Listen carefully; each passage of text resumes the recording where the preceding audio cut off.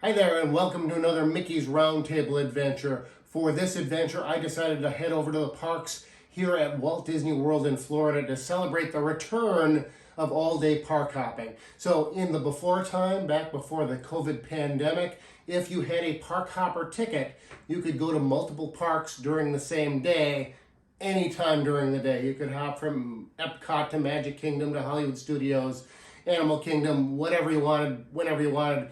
Didn't matter time of day. After the pandemic, when they did their phased reopening, park hopping was brought back, but only after 2 o'clock. So, earlier this month, January 9th, 2024, they brought back all-day park hopping. And so to celebrate, like I said, I headed over to the parks, hit all 4 parks. Not only did I hit all 4 parks, but I hit every attraction that has a logo on my shirt. I call it my Disney Shirt Challenge. Welcome to this happy place. What you wish upon a star.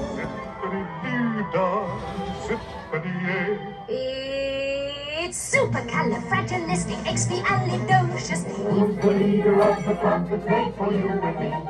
M-I-C-K-E-Y-M-O-U-S-E. Now, I've done this adventure once before I was doing all the videos and everything. I just did it for fun. 2019, I think it was, when I bought my shirt here. And so the shirt, it's got logos for each one of the parks: Magic Kingdom, Hollywood Studios, Epcot, and Animal Kingdom.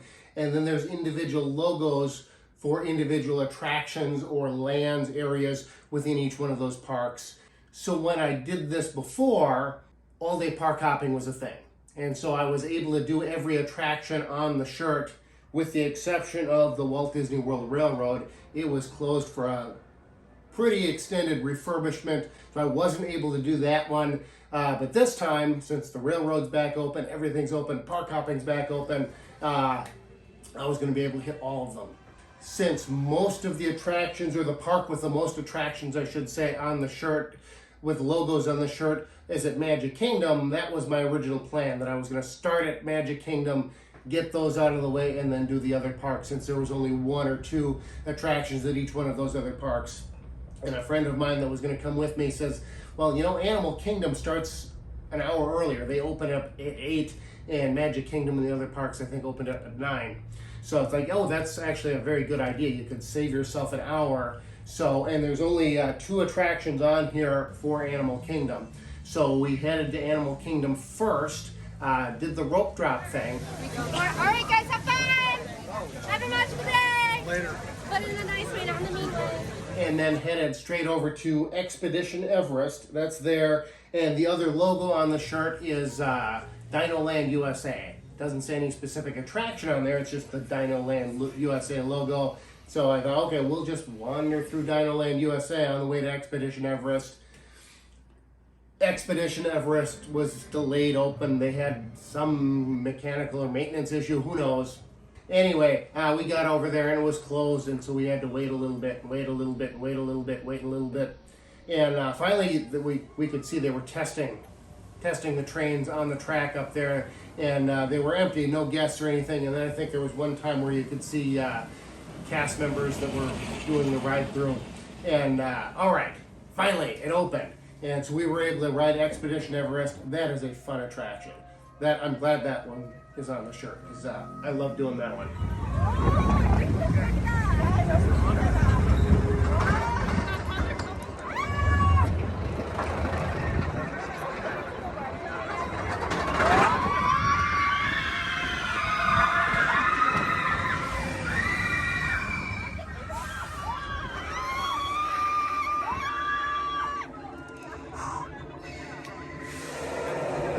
This is the bad part.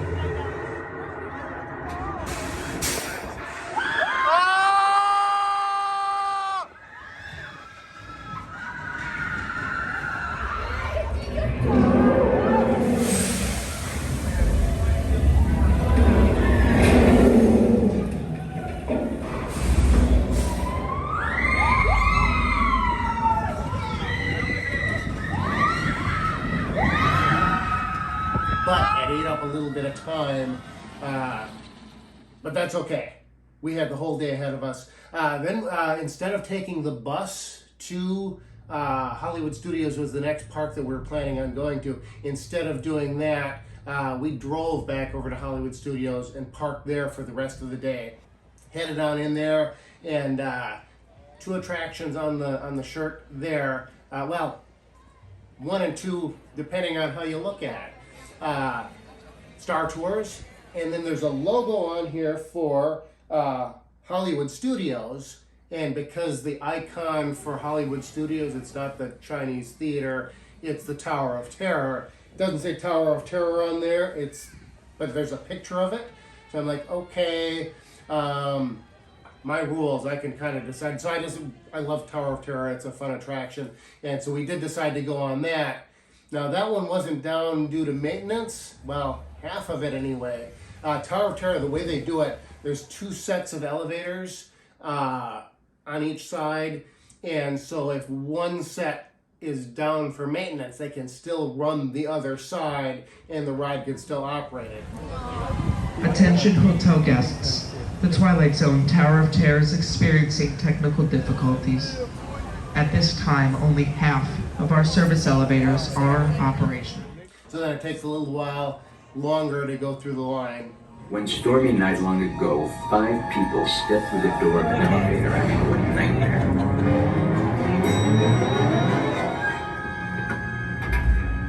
That door is opening once again, and this time, it's opening for you.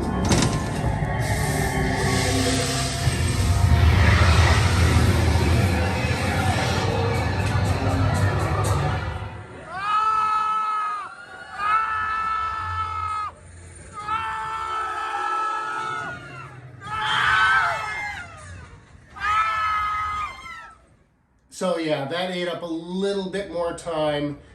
Fortunately, Star Tours doesn't have a very big line that much ever anymore, and we got on that. You know, you'd think that Tower of Terror would get me more sick than a simulator ride, but the simulator rides, the screen rides, they always seem to get me, and I get a lot more sick on Star Tours than I do Tower of Terror, where they're dropping you randomly and a whole thing. Anyway, we were able to hit those 2 attractions.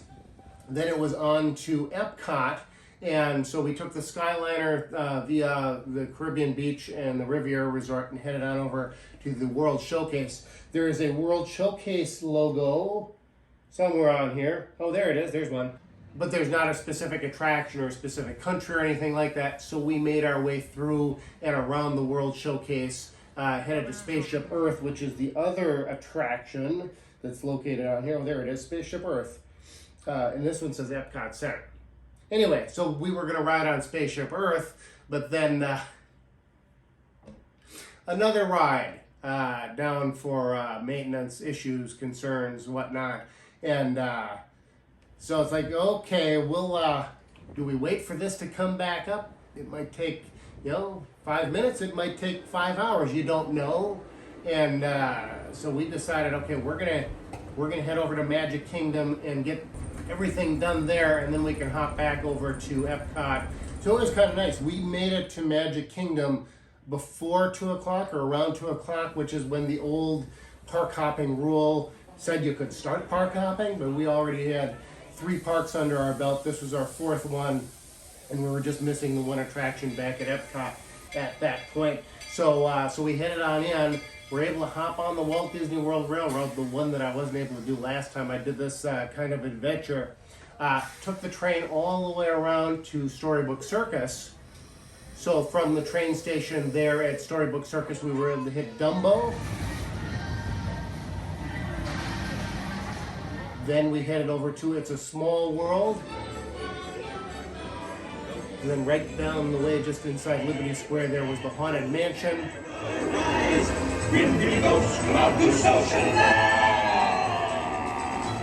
And then over to Adventureland and the Pirates of the Caribbean.